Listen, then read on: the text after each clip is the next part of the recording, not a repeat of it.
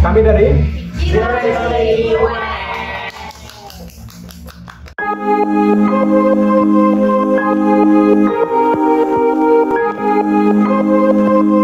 Perkenalkan, nama saya Dena dari Ichiro-Renji UNS.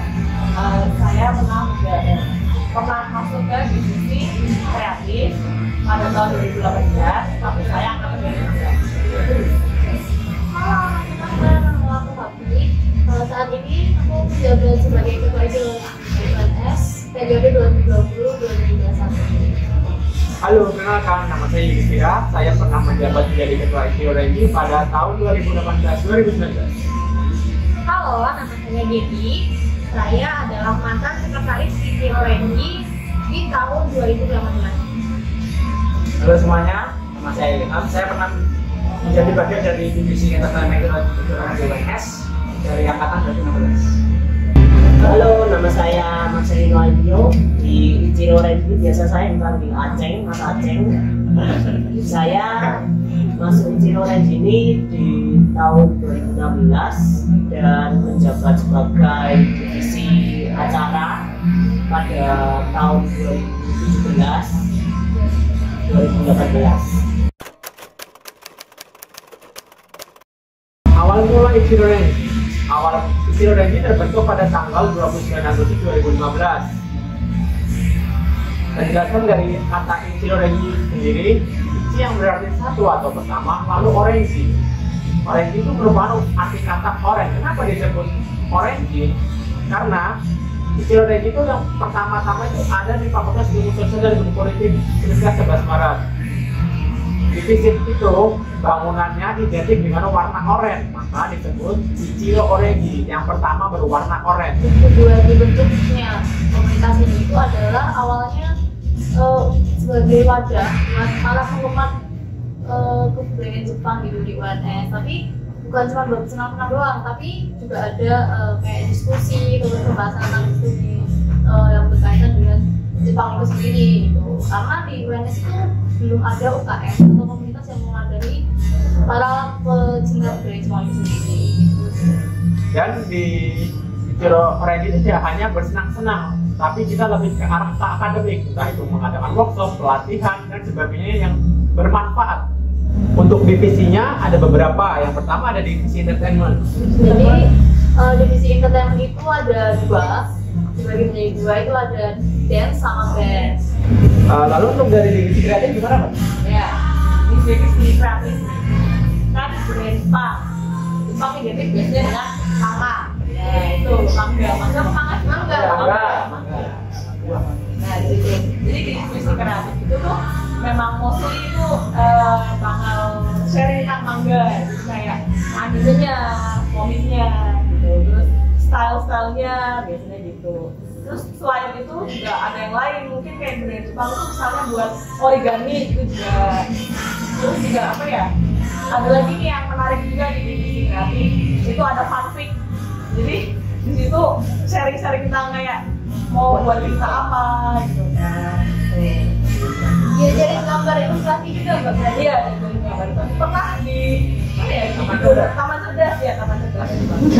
Yang terakhir last but not least yaitu divisi bahasa. Nah kalau di divisi bahasa itu kita biasanya mengundang pelatih untuk yang bisa mengajarkan bahasa Jepang.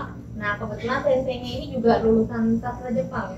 Oh iya, sastra Jepang dari UGM seperti itu.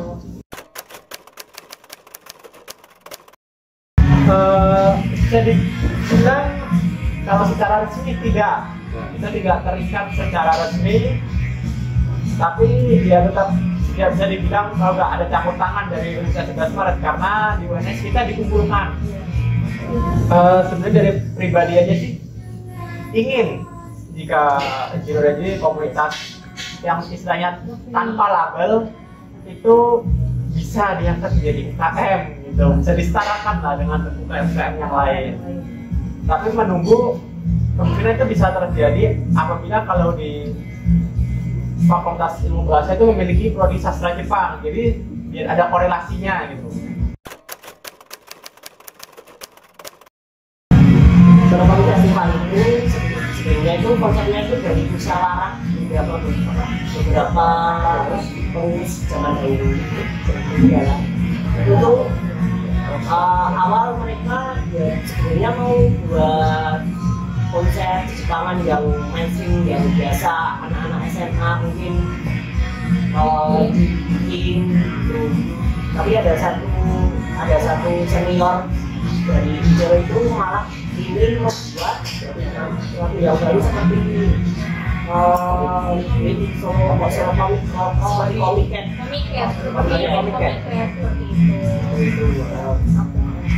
mau nambahin ya.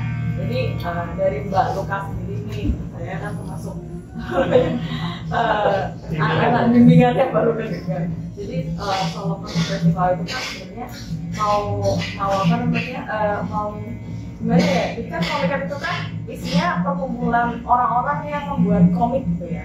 Entah komik, entah fan art, ilustrasi gitu-gitu. Jadi dikumpulkan jadi satu. Jadi ada yang namanya kayak misalnya mereka punya suatu apa namanya ya, kayak punya nama sendiri ya, punya nama untuk membuat karya.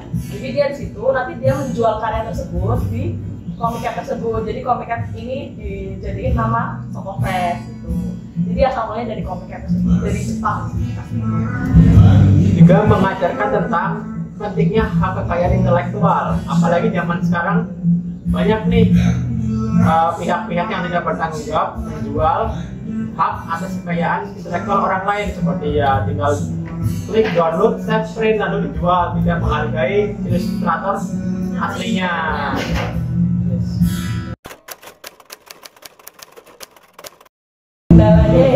Dari jadi kalau kendalanya dari saya pribadi sih ada satu dua sih. Misalnya kayak selama itu video familiar dan dulu tuh masih beberapa orang doang yang tahu yang namanya fan art atau yang namanya oh ini dijual ternyata ada yang buat kira dari internet, kebanyakan masih dari internet. Dan pas tahu gitu ya masih ada yang tertarik, ada yang enggak. Jadi kayak cuma sekilas aja, kayak cuma dilewatin oh gambarnya bagus tapi belum bisa berkontribusi untuk membeli gitu kadang kayak gitu.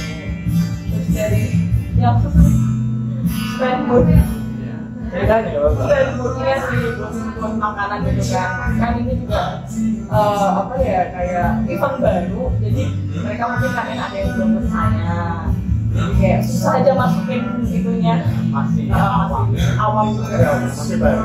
Dan juga kan ini bisa dibilang yang pertama kali ada di Solo, event Jepangan yang berbeda konsepnya. Kalau dari kendalanya menurut saya itu yang satu tuh pertama, kita itu komunitas tidak memiliki daya paksa. Jadi ya atas dasar sukarela, bagaimana kamu ingin mengikuti, nggak ada paksaan. Nah, misalnya karena tidak ada paksaan, jadi tidak ada minimnya kesadaran para panitia. Entah mulai dari bagaimana kita jadwal kerjanya, rapatnya, dan tak lupa pasti biasanya ada iuran untuk mendukung finansial berjalannya acara. Tidak tertibnya itu biasanya seperti itu. Dan Icero Renji sendiri tadi kan tidak berafiliasi dengan kampus, jadi tidak ada bantuan finansial ataupun ya tidak ada bantuan sama sekali. Nah, otomatis itu menjadi problem utama setiap event yang akan dilakukan. Kalau tidak ada dasar finansial yang kuat itu bakalan susah. Jadi mau nggak mau kita harus benar-benar bisa dibilang kayak nangis darah mencari uangnya. Berbagai cara dilakukan, dengan terpaksa itu seperti meminta iuran dari para panitia sendiri, lalu mengadakan garage sale, terus melakukan live promote. Lagi. Nah, ya terus dulu juga sampai jualan takjil, keliling-keliling yang jualan es teh, aduh. Semuanya dilakukan demi ya keberjalaannya Sokofest. Jadi sebenarnya untuk pengurusan ini udah mulai kayak ngebahas gitu loh, pengen ada Sokofest juga gitu. Nah, cuman ya kendalanya tadi ini masih dari dan masih apa ya, susah juga kalau untuk pandemi seperti ini gitu. Jadi berharapnya sebelum pandemi cepat selesai dan bisa menjalankan dengan Sokofest juga ya. Gitu. Kalau banyak banget ya mas. tiga ada nggak sih gitu, kan gitu ada apa jadinya udah bubar gitu, udah ada gitu kan gitu, jadi ya masih ditunggu aja deh gitu. Zaman SMA itu kan aku juga pernah gitu kan ada ekskul, salah satu kayak yang pendirinya ekskul di sekolah juga. Sedikit ada sedikitnya sih di situ. Jadi dulu tuh pernah ada anggota. Jadi kayak apa ya, orang-orang tuh bikinnya tuh dulu tuh kayak freak gitu kan. Terus mereka tuh aneh gitu. Terus kayak sebenarnya tuh kayak ini apa sih gitu kan? Kayak gimana gitu kan, banyak itu apalagi yang merasa ya solusi kayak gitu. Ya itu tuh sampai dulu apa ya sedih banget sama dulu yang dibully kayak gitu cuma gara-gara dia tuh ibu gitu kan, padahal itu kan kayak kamu menyukai sesuatu gitu loh, dan itu ya bukan hal yang salah gitu kan, kenapa kamu harus ngejudge itu gitu loh, karena itu juga bukan hal yang buruk gitu kan, kayak ya kenapa kalian harus berpikir seperti itu gitu, padahal kan juga ini juga lucu kalau misalnya kayak ikutan yang unyu gitu kan, kayak kayak loli kayak gitu kan juga bisa dilihatnya ya lucu-lucu nggak cuma yang ya jeleknya ya, kenapa lagi ada jeleknya aja. Ya terus juga apa ya kayak banyak yang bilang tuh nggak asik gitu kan, bahasnya cuma handy kayak gitu kan ya, tapi itu aja bisa buat musik lain-lainnya gitu kan. Kalau bahasan itu juga tergantung gitu lingkungan kita gitu kan, misal kamu tuh cuma lingkungan yang main game, nah kamu tuh juga bisa bahas ya game gitu kan, jadi apa ya nggak salah juga gitu kalau misalnya kita lebih mengerti tentang hal Jepangan itu gitu daripada hal yang lainnya, karena kita juga emang benar-benar apa ya mendalami tentang budaya Jepang itu gitu, jadi ya itu sebagai ilmu juga gitu kan ya. Terus juga banyak banget yang jadi pengen kuliah di Jepang gitu kan, kerja di Jepang, dan itu kan bisa jadi motivasi gitu untuk menjadi yang lebih baik juga gitu, lebih berkembang gitu. Jadi kenapa harus seperti itu gitu kan. Kalau dari saya itu stigma negatif itu menurut saya datangnya dari media sosial itu udah paling jelas banget. Saya tuh pernah lihat di YouTube kayak 1 atau 2 channel, saya tidak tahu nama channelnya apa, yang mereka tuh wawancara ibu di event-event Jepangan, dan nggak tahu kenapa apakah mereka tuh hanya memilih ibu yang agak cringe atau freak gitu loh sepertinya, mungkin yang jawabannya itu agak bikin kita kaget gitu loh. Saya yang sebagai ibu aja kaget mendengar jawaban mereka gitu seperti itu. Jadi mungkin orang-orang yang nggak tahu ibu yang sebenarnya kayak jadi mikirnya semua ibu seperti itu, padahal tidak gitu.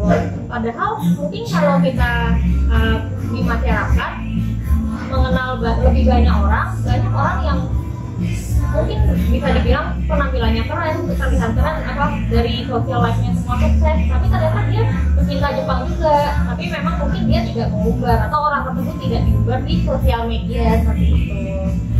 Kalau saya sendiri sih pernah jadi yang freak gitu zaman SMP. Jujur sekali pernah jadi gitu. Jadi kayak pernah teriak-teriak sendiri di lorong kelas gitu. Gitu.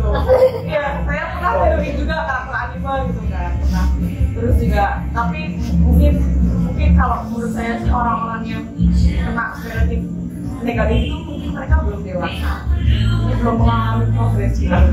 Ya. Jadi saya pas SMA saya pernah kena trauma juga, pernah dibully juga, pernah dibilang jijik juga pernah.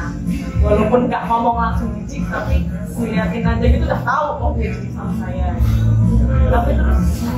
Tapi saya sih nggak lihat, ya saya nggak terlalu mikirin orang dengan stereotip seperti itu, biarin aja. Kalau saya lebih kasih tahu kalau ini loh dengan tahu Jepang, saya kan suka animenya, suka manganya, saya gambar dari saya kasih karya saya sendiri langsung, jadi mereka biar diam gitu, oh iya gambarnya bagus gitu. Jadi mereka biar dibukam gitu aja kalau saya sih. Ya dari kata ibu sendiri itu kalau orang mendapat label itu pasti sering dianggap dalam piramid sosial dia mungkin bisa dibilang yang paling bawah dan sering diolok-olok, nggak punya teman, keluar segalanya yang jelek-jelek, pokoknya ada di ibu itu. Tapi pada dasarnya wibu itu kan bisa siapa saja, nggak hanya orang yang kebetulan berada di sosial tingkat bawah, tapi bisa aja wibu itu dari orang-orang yang kita lihat, wah high class, keren, pinter, segalanya, ternyata wah anak yang suka suka yang malah bagus malah koleksi malahan sampai Iya benar. seperti jadinya tuh wibu itu hanya melekat untuk ya beberapa orang, nggak semua orang bakalan dibilang wibu jelek. Itu ya melihat orangnya siapa dulu pasti yang akan dikatakan seperti itu. Jangan saya sendiri juga pernah freak-freaknya nge-wibu waktu zaman SMA ya, itu kayak nggak ada obat deh, setiap hari nonton anime terus, nggak pernah berarti kayak nggak ada kegiatan yang lain gitu loh. Habis pulang sekolah nonton anime ya, kegiatannya menonton itu aja. Jadi sih stigma negatif dari itu awalnya itu dari postingan-postingan orang di media sosial juga, komentar-komentar orang yang bahkan gak nyaman juga. Mereka ini biasanya itu pakai foto profilnya itu bukan dia sendiri, foto profilnya pasti kartun, anime, namanya nggak jelas, kayak nggak sekarang itu tapi bahasanya Indonesia. Dan itu pasti adminnya itu pasti nggak bakalan diterima. Di Ichiro itu tidak hanya melulu membahas tentang di Jepangan, pasti ada masanya sendiri. Kalian kumpul itu bahasnya yang macam-macam, mulai dari yang hal remeh-remeh, humor, sampai bagaimana karir masa depan. Dan anak lamaan pasti kalian akan merasa, oh saya mendapatkan pertemanan sendiri, mendapatkan keluarga sendiri.